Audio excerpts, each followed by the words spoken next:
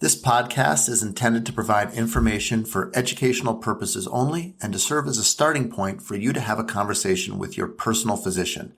Nothing stated on this podcast should be considered medical advice. Consult with your physician before undertaking or changing any treatment plan. All right. Welcome back to the Pound of Cure Weight Loss Podcast. We have made it to episode 15. Title today is Medicare Disadvantaged Plans. Yes. I think it's going to be a good show. That's not how they're marketed. Yeah.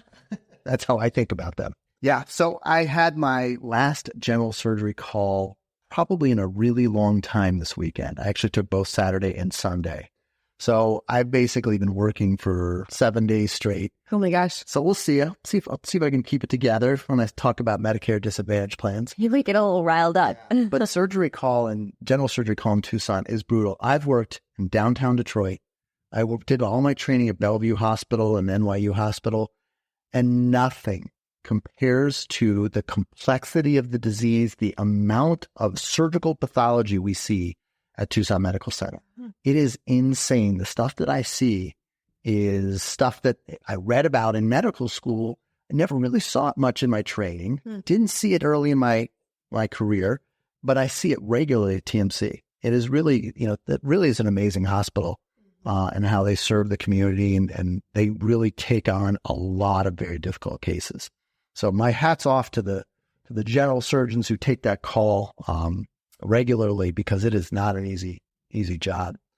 But anyway, you've got some exciting stuff coming up. Yeah. Zoe, right? Talk to me about what's going on there. Talk to everyone about it. Well, yeah, wedding was coming up here in less than 3 months. Oh my gosh. And so going actually and tasting the food on Thursday. So, I love food. Now, what are you doing here? So this is a little tricky for you. You're a dietitian. You really emphasize healthy eating. It's your wedding, though. Yeah. How are you going to handle that? Well, you mean for me or for the guests? Both. Okay. Well, for me, I like to eat foods that make me feel good. And I, allow a treat here and there, but I'm not wanting to feel icky on my wedding day. And so I was actually talking to my mom about that this morning, or I think it was yesterday, what we were going to do for breakfast the day of. And I'm like, I might just make my veggie egg scramble, because I know it's what makes me feel my best in the morning. Yeah. So we'll see. So I wanted to make sure we got a good amount of vegetables, a good protein. We'll have chicken. And then we were also throwing in there some pasta, and we are having a gelato cart. So I'm excited about that. So should be good. Fun. All right. Well, we're excited for you, Zoe. That's going to be awesome. All right. What's on the show today? All right. So, of course, we've got our In the News segment, GLP-1s in specifically people over 65. So we also have Elizabeth, our guest today, who is going to be discussing more about obesity bias and the weight loss surgery community. Strategies to reduce muscle loss during weight loss. I love this topic. Yeah.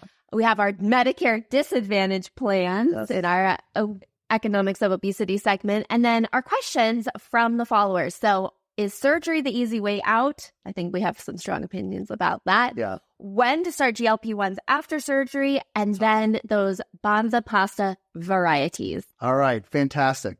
So let's start with In the News. So this article came to us from The Atlantic, which for obesity coverage is one of my favorite news publications.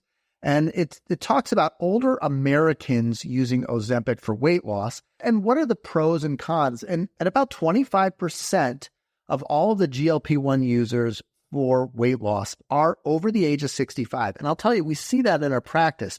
That's changed a little bit since a lot of the Medicare rules came around January 1st and made it much more difficult to get these medications. But there still are a substantial number of people who are going to qualify for the medications. And what we see with weight loss, and this is common in weight loss no matter how you achieve it, is you never just lose fat. It'd be great if you did, but you also lose muscle. Muscle is very metabolically active. And so if you're in some form of calorie deprivation or some form of famine mode, your body's smart. It's going to use some of the muscle because muscle's much more metabolically active than fat. So it's kind of like if you lose your job, you stop spending as much. Same thing happens with your body. If you aren't having a lot of calories coming in, maybe you burn up some of your muscle, so you're burning less calories on a daily basis. So to some degree, that's unpreventable. There are strategies Zoe will talk about later on in the podcast that you can apply from a nutritional perspective and an exercise perspective. But to some degree, you're always going to lose some muscle. And so the question is, in younger people, they have some muscle to spare. There's a little less risk of injury and fall in younger people. So with older people, muscle loss is really dangerous. And your goal as you age is to reduce your muscle loss as much as possible. I can tell you personally, that's my number one goal when I exercise is build and preserve muscle. Flexibility is number 2. I'm not very flexible. I'm working on it. But preserving muscle is really, really important. And so how does the GLP-1, this is a question about how does taking these medications affect your muscle mass if you're over 65? And is it really a good thing in this patient population? I don't know that we know the answer. I think we're going to. Is there a greater risk of falls? We know from bariatric surgery that in general, there's a lot of benefits for people over 65. And I think really, in my opinion, what this comes down to is, are we dealing with clinically significant obesity or are we trying to lose 10 pounds? And I think if you're trying to lose 10 pounds and you're over the age of 65, I'm not sure using GLP-1s makes a lot of sense. I think if you're struggling with clinical obesity, if you're 50, 75 or more pounds overweight, you have substantial comorbid conditions, diabetes, high blood pressure, high cholesterol, then these medications are going to make a lot of sense. The other important thing that I talk to my patients over 65 about all the time is something we call the obesity paradox. So we've all been told, hey, the lower your weight, the thinner you are, the healthier you are. But as you age, that's not necessarily true.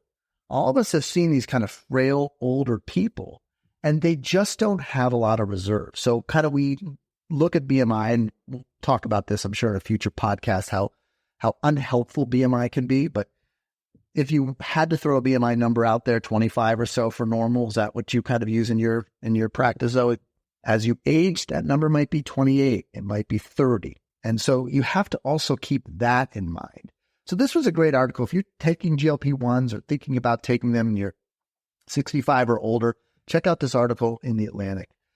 Zoe, what do you do nutritionally for patients who are over 65 that are in the process of losing weight? What's your approach? And we'll talk about it a little bit more later, but just give us a little bit of thoughts on it. Yeah, so the two main things is, number one, to make sure you're getting enough protein. Yeah. And I mean, just even if you aren't losing weight, as we age, we are more prone to decreasing our muscle mass without those intentional efforts. So protein, and then also creating that stimulus on the muscle. So whether that's through weight training or some sort of weight-bearing activity, that could be yoga or some sort of activity that's going to help put that resistance on your muscles to create that stimulus. Yeah, no, I think that's great advice. As you get older, our Pound to Cure program, we don't really push high amounts of protein. We don't discourage it either, but it's not a 100, 120, even 200 gram protein program like you'll see with some keto or carnivore diets. That's certainly not what we encourage in our patients, and I think there's a lot of good reasons, particularly for younger people. But I agree completely. As you're older, protein really is very, very important. Ideally from plants, but it's hard to get a lot of protein from plants, isn't it? Yeah. Right. You get filled up, but really fast if you're trying to get 80 grams of protein from beans. Yeah. Well, I think we nailed our timing. Elizabeth is ready to share her story of weight loss and obesity, and to talk a little bit about obesity bias. So let's get Elizabeth on the line. Well, welcome, Elizabeth. We're super excited to have you here. Just to kind of get us started, will you do us the honor of sharing your story so far? Sure. So overweight to some degree my entire life. When my son was getting ready to go to college, I was like, if I don't do something about my weight, finally, I'm going to be the crazy cat lady who never leaves her house. So I was 48 when I decided to have weight loss surgery. At that time, I was 402 pounds. That was almost exactly 10 years ago. It was April of 2014. I had vertical sleeve gastrectomy. I don't know that that's what I would have if I had the choice to go in and do it today. But I think overall I've been super successful with VSG. Right now I'm about 223. So that's an 180 pound weight loss maintained for like 9 years. So Yeah. I'm pretty happy with that, but I did start experiencing significant regain a couple of years ago. My highest regain weight was around 270. And then I called Dr. Weiner's office because I had heard him talking about GLP-1s and have been on GLP-1s, I think, almost 2 years now.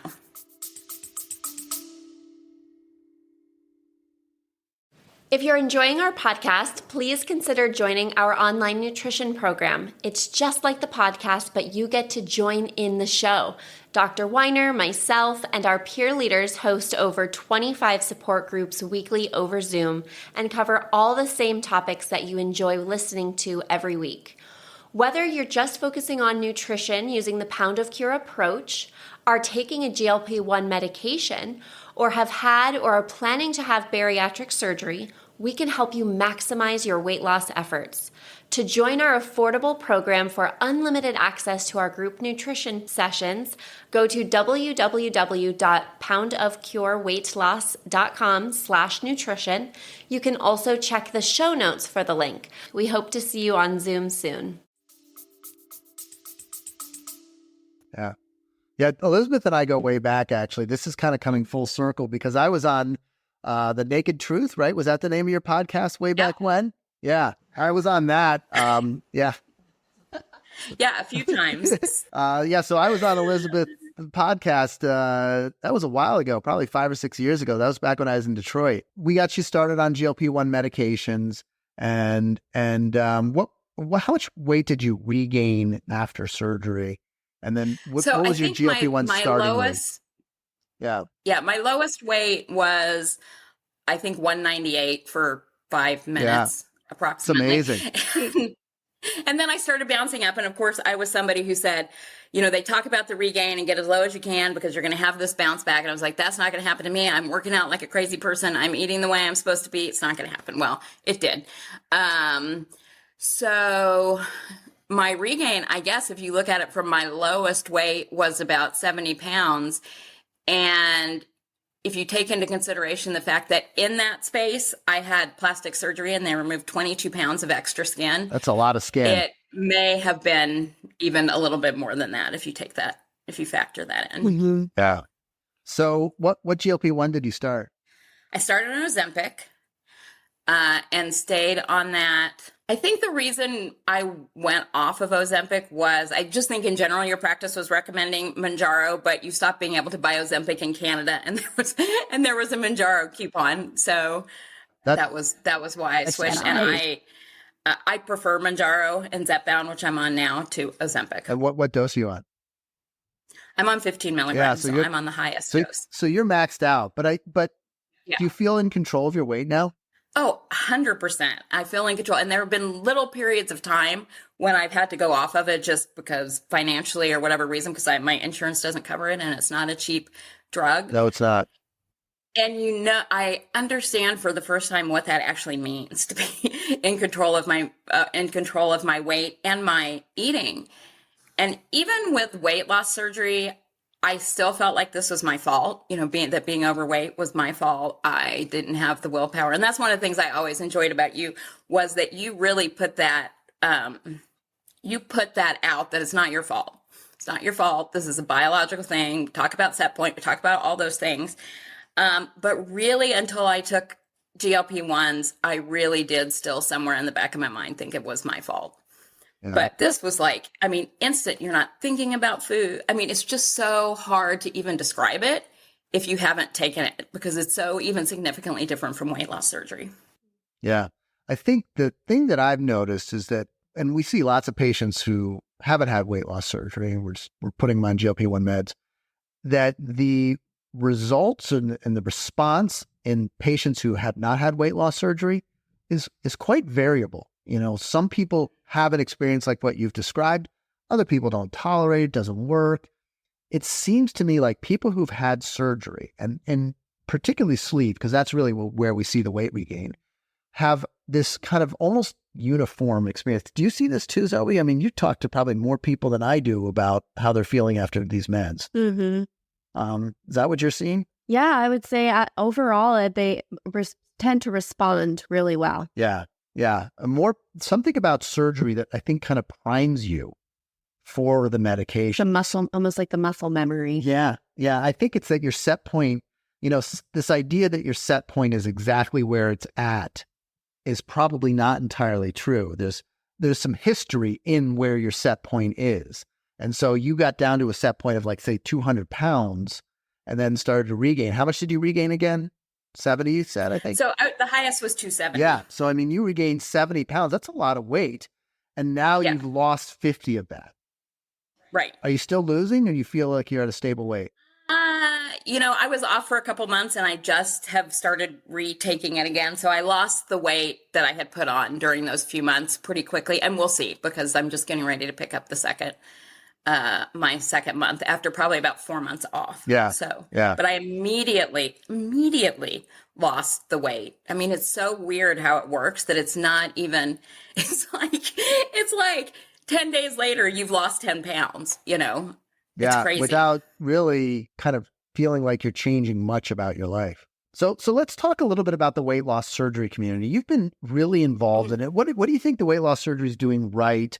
What do you think they're doing wrong? And then how has it changed since we started, since the GLP-1 meds became popular? So I started pretty early on in my journey. I started a YouTube channel. That was the thing at the time. I don't think it's the thing anymore.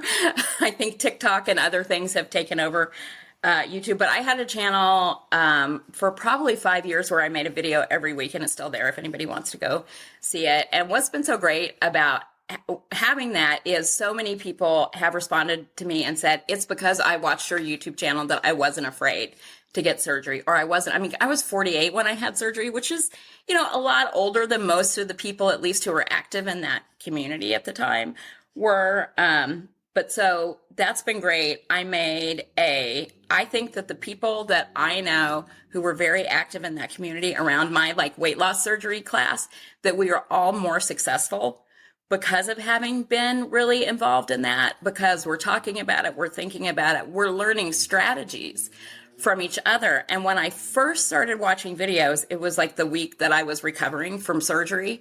And I learned so much more than I was taught in the, Kaiser class that I went to about how to eat after weight loss surgery. So for me, it was a huge, huge, huge benefit. And my best friends in my life now came from that community. And now it's not about weight loss surgery anymore. Now it's about GLP-1s, because pretty much everybody is on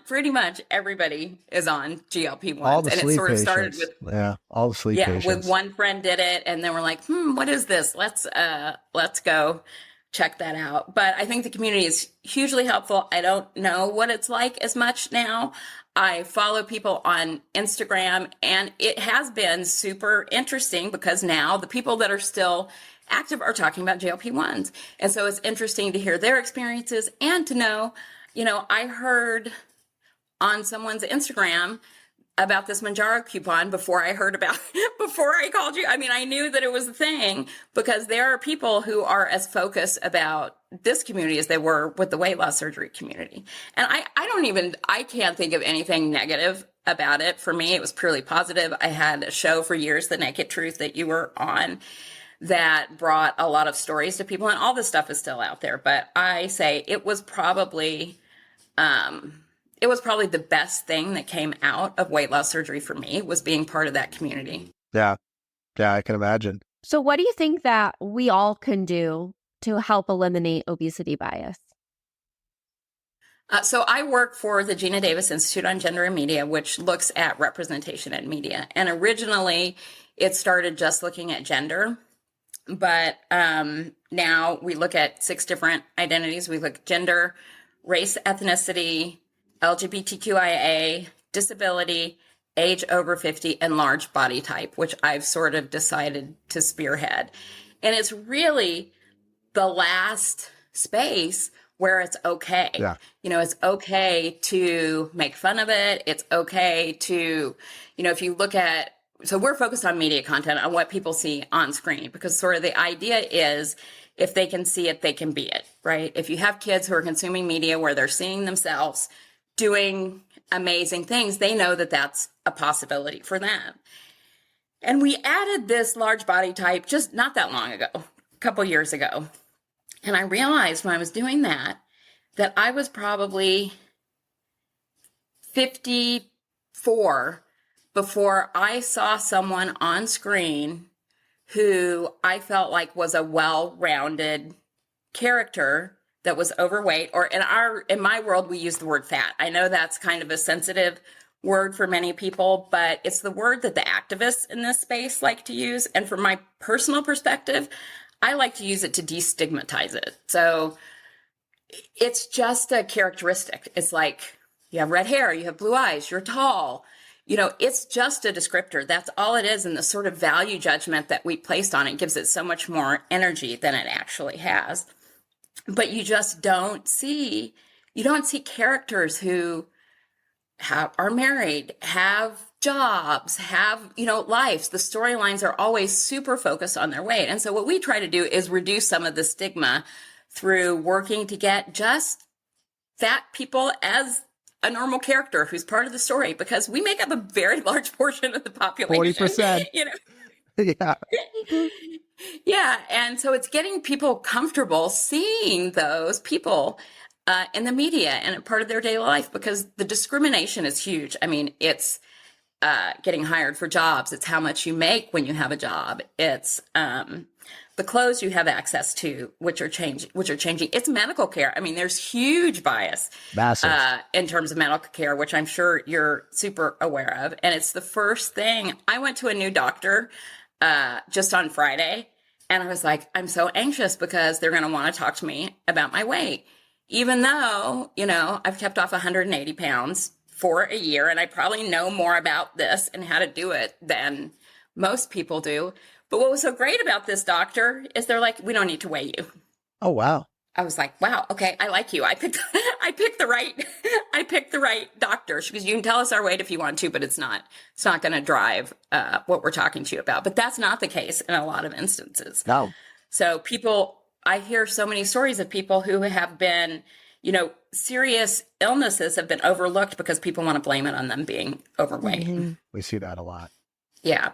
And so my goal personally, and one of our goals at the Institute, is to really try to fight for media representation, because so many we're consuming media all the time. And if you never see yourself, I mean, I grew up believing that, the first, like I said, the first character I saw was Kate on This Is Us, because she was married, she was a singer, she had a job, and some of the episodes in the beginning were about her weight, but that sort of went away. And it's just this character who's there living her life like all the rest of us are.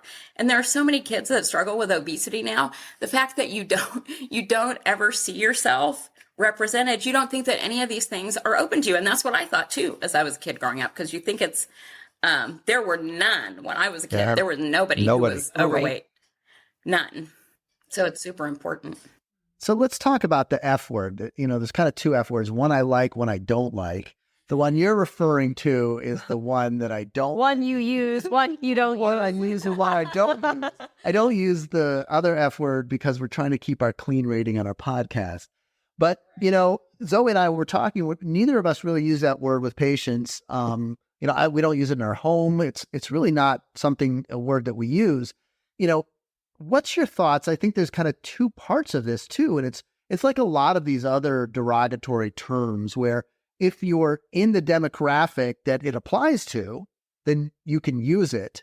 But if you're not, it's kind of, off limits. Is the F word? Yeah, it's probably one of the most complicated words out there. And it took me a long time to get comfortable saying it. And we have because we use it at the Institute, we have a paper that's written up on why we use it, because it is, and it can be here. And if it offends you, I'm super sorry. It's my choice. I'm okay with it. And for me, it's sort of taking that word back and having power over it. It's just like saying, you're tall. But I get that not everybody feels that way. But it's just, I'm trying to destigmatize it a little bit, because it has had so much power over so many of us for so long. I really applaud what you're doing. I think that you're approaching it in a really intelligent way, as opposed to saying don't say that word, don't be biased against people who are overweight. Instead, you're trying to get people represented in the media.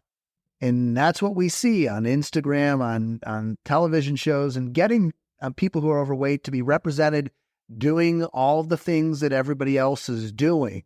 And they really haven't been, as you pointed out. To me, I think that's a brilliant way to approach it. It's very pragmatic. It makes the problem a little more solvable. Instead of it just being another term that people have to talk quietly about behind other people's backs, it's getting more to the root of the problem and addressing it for the people most vulnerable, which is children. Yeah. I love that. Good. Gina will like to hear that. We are so grateful that you were able to come on and share your message today. I think a lot of people are going to feel really empowered and relate to what you have to say. So we really appreciate you sharing today, Elizabeth. Well, thank you so much for having me. Thank you, Elizabeth. All right. Well, that was just great to hear from Elizabeth. She has a lot of really wonderful value to share. Yeah, I'm so happy to see that she's working with Gina Davis on addressing obesity bias and in such a, I think, appropriate and clever and effective way. Mm-hmm. So let's hope they make some headway with that because there's still a lot of room for improvement there. So going on to our nutrition segment, today I want to discuss a little bit about how to prevent muscle loss while you're losing weight. Because as I always like to say, I don't really care if you're just losing weight. I want most of that weight to be coming from fat and not from muscle. Just like you mentioned earlier in the show, muscle is more metabolically active. I like to say it's expensive. It's metabolically expensive, right? It requires more resources to maintain.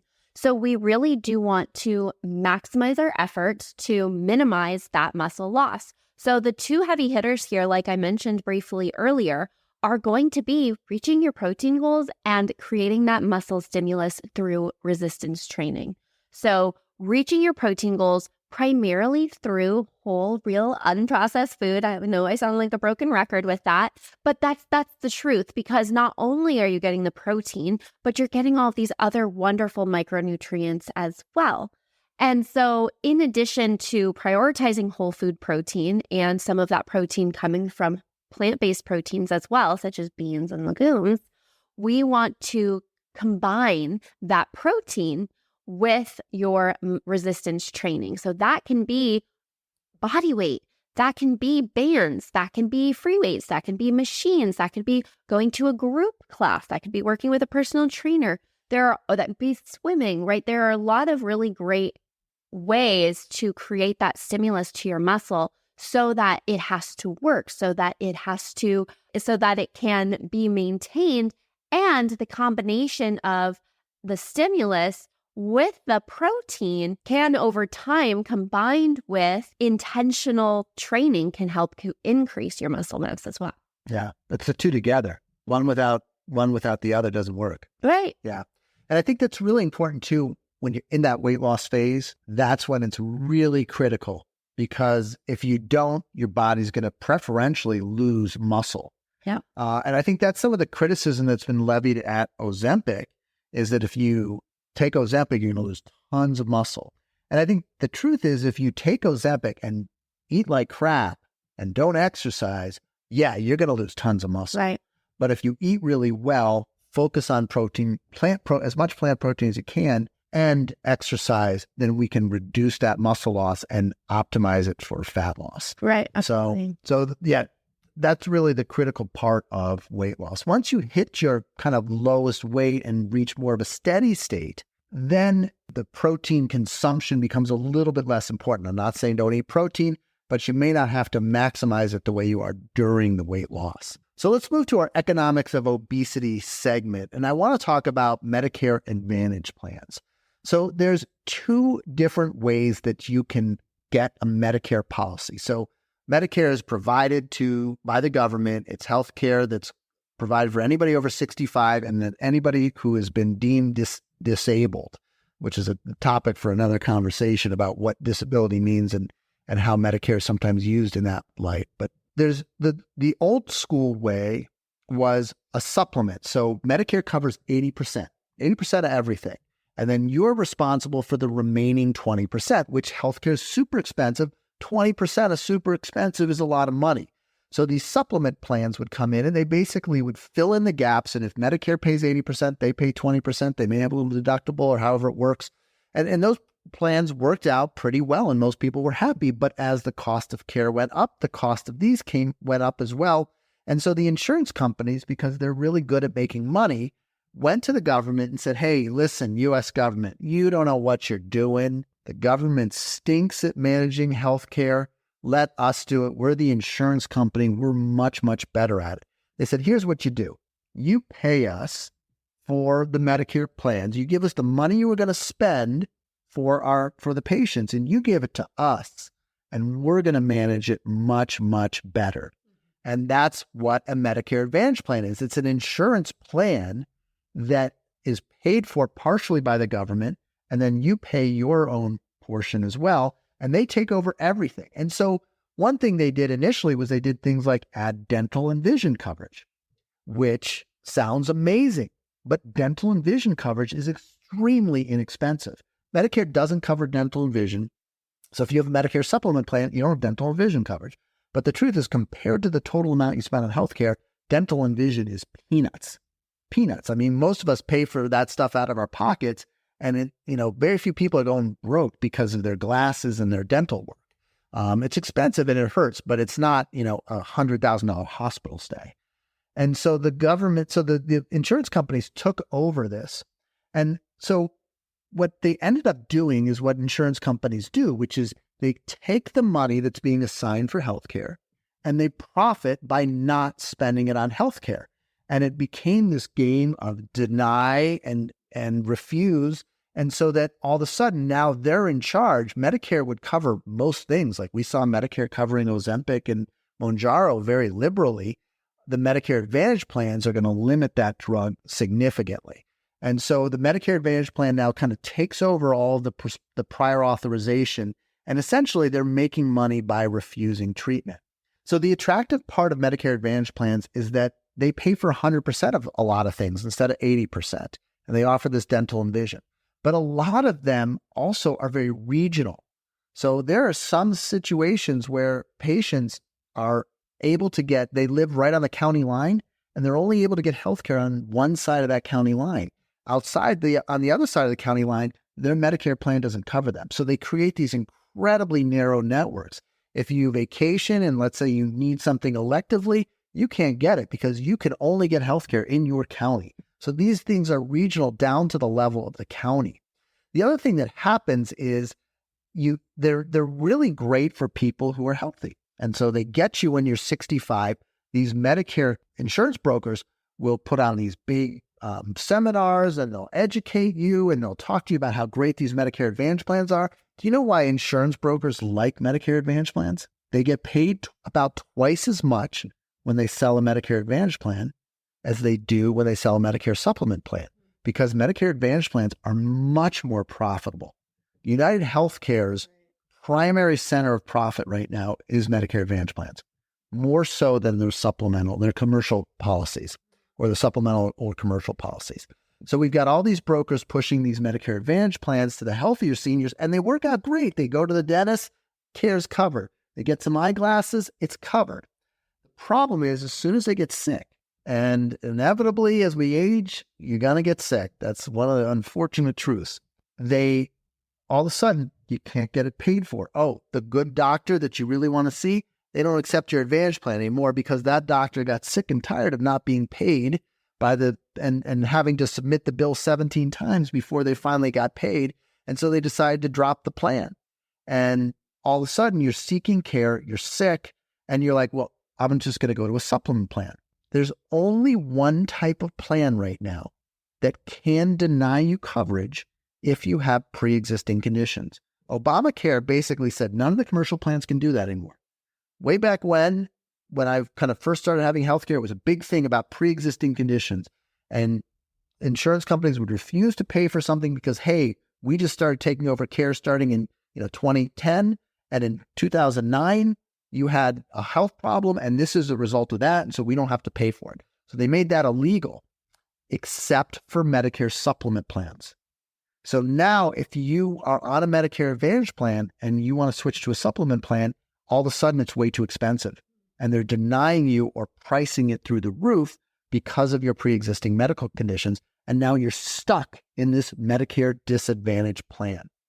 So there are Medicare star ratings. So the Advantage plans are rated, and you do have recourse here. So if you are stuck in a Medicare Advantage plan, the star rating of Medicare Advantage plans determines a lot of how much the government pays to the insurance company. So they want to have a 4-star above. If you're a 4-star above, you get paid more. It's a more profitable plan.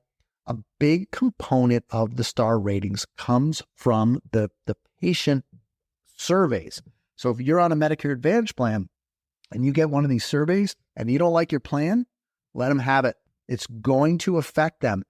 If you are in a situation where they're not paying for something, you can complain by calling 1-800-MEDICARE and filing a complaint about drug coverage if you feel like they should be covering your Ozempic or your Mounjaro, or if you're not able to find a provider in the right specialty, if you're having trouble getting stuff covered, you can file a complaint against Medicare, and it will hurt this Advantage plan. They are very aggressive in reducing these complaints and addressing them because it costs them lots of money. So these complaints are important. Do not blow this off. You actually do have some leverage here. So that's something to consider if your Medicare Advantage plan isn't working.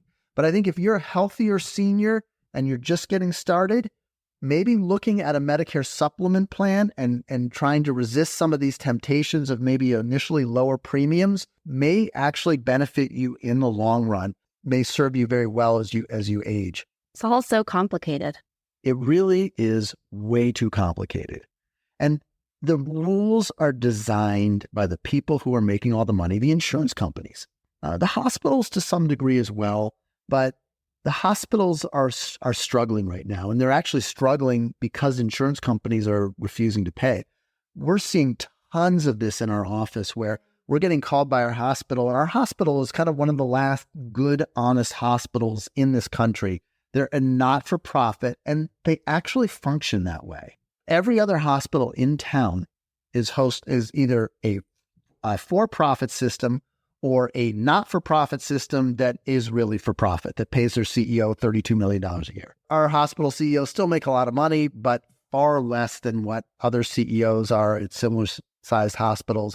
And I do believe that they have a mission to serve the people of Tucson. Mm-hmm. I really do believe that about our hospital. I don't think they're perfect, but I do think their heart's in the right place. And so I think that this is really something that we have to. The problem is if you don't know the rules, can't play the game. Exactly. All right, Sierra, what do we have in terms of our user questions? What should I say to someone who thinks weight loss surgery is the easy way out? The other F word. Yes, Zoe. I have a video about that. But yes, I do agree with you on that. I think, first of all, it's none of their business.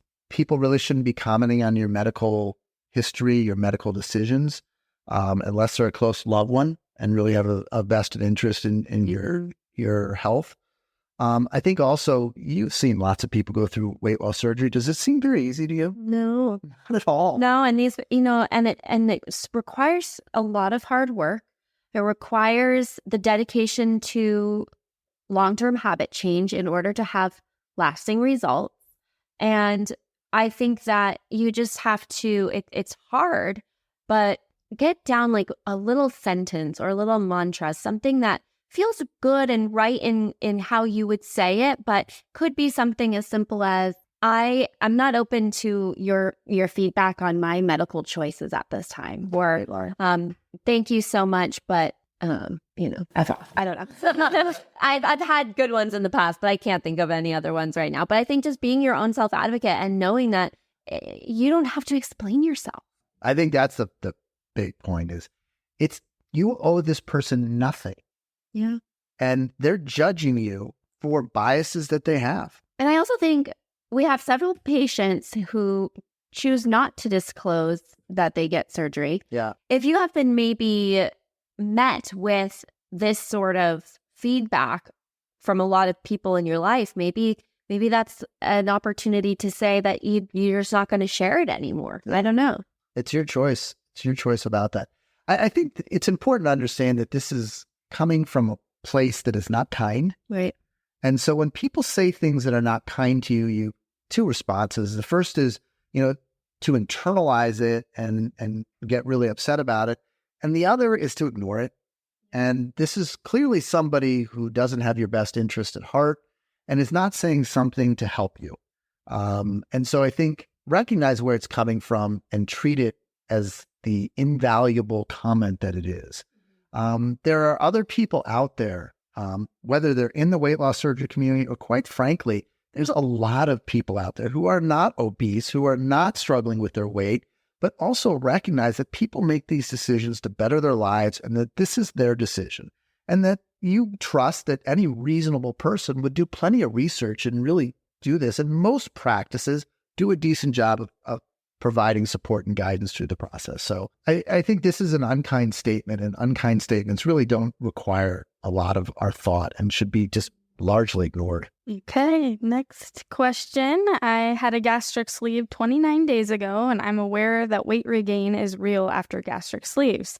I'm wondering whether it is more effective to start GLP-1s a few months after the surgery to prevent weight regain, or if it's just as effective once the weight regain starts.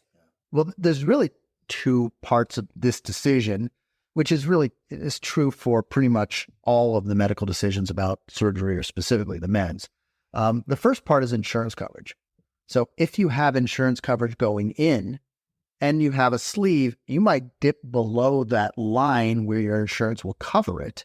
And if you take too long of a hiatus from it, then you may lose your coverage for it. So I think that's the first thing you got to keep in mind is that if this is something you think you're going to be on, you might want to keep filling that prescription and stocking it away, even if your surgeon is not recommending that you start it. If we get to the clinical piece, it's very complicated. There's no right answer for this. There's some practices who will start it as soon as a month or two after surgery.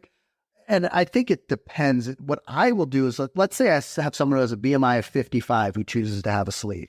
Before GLP-1s, I would say that's crazy. It's just not going to work the way you think it is. That's a bad choice for you. Now with GLP-1s, I've had a lot of patients with BMIs mid-50s, even higher, who've chosen a sleeve. We add the meds in and they do well. But this person, we're choosing sleeve and meds. We know that's going to be part of the equation. We can always pull back later. That's someone I would probably start on as soon as they're eating and drinking comfortably and I don't have any concerns about meeting fluid and protein requirements. I'd start them on a low dose and kind of titrate up very slowly depending on how they're doing. I think if someone maybe BMI 35, 38, lower range who may be able to do this without meds, and keep in mind, not every sleeve patient needs meds. Probably 50-50, maybe even 30 or 40% don't need meds. So there's a decent chunk of people who won't need the meds long term. In that situation, I might ride it out, especially if there's no insurance coverage concerns, and wait until you're 4 to 6 months out and see what your weight loss is looking like, and at that point consider restarting it. There's guidelines and expectations. Again, on our website we've got this calculator and you can plug it in, and by 4 months you should be about halfway to your final weight. And if you're well behind that, then I would start it. If you're well ahead of it, I might hold off. Mm-hmm. Okay, last question. This is from Raphael from our website. Hi, you mentioned Banza as a grain alternative. I noticed that they sell pasta variations, but they also sell rice mix and mac and cheese variations. Are those acceptable? They include soy and xanthan gum, and mac and cheese includes cheddar cheese. Is xanthan gum acceptable? So this is a really good example of food that has been kind of taken over and given a health halo. Boxed mac and cheese and rice-a-roni type whatevers, they are going to have a lot of ingredients. They are going to be highly processed. They are going to have a lot of added sodium. No, that's not the point, right? Lovingly, of course, but having a Banza chickpea-based penne that has one ingredient and it's literally chickpeas versus a long ingredients list of all these other more processed artificial ingredients, it's not really accomplishing what we want. So I would recommend to stay away from those boxed processed products and maybe get creative with making your own versions that you can be in control of the ingredients. You can add the flavors and spices that you want, and you can add vegetables, of course. Yeah. This is just over and over again we see this, right? Yeah. Take the thing that everybody's onto and thinks is healthy add a bunch of crap to it, and sell it as healthy, even though it's not anymore, and people will eat it. And for 3 times the price. 3 times the price. Totally. All right, another great episode. Thank you, Zoe, staying late tonight. Thank you, Sierra, as well. And thank you to all of you out there listening. If you want to ask us a question that we'll answer on the podcast, check in with us on TikTok, Instagram, YouTube, I think even still Facebook. Hope you guys have a great week, and we'll see you next time. Thank you for listening to the Pound of Cure Weight Loss podcast. We'd love to hear from you on your favorite social media platform. Check us out at A Pound of Cure.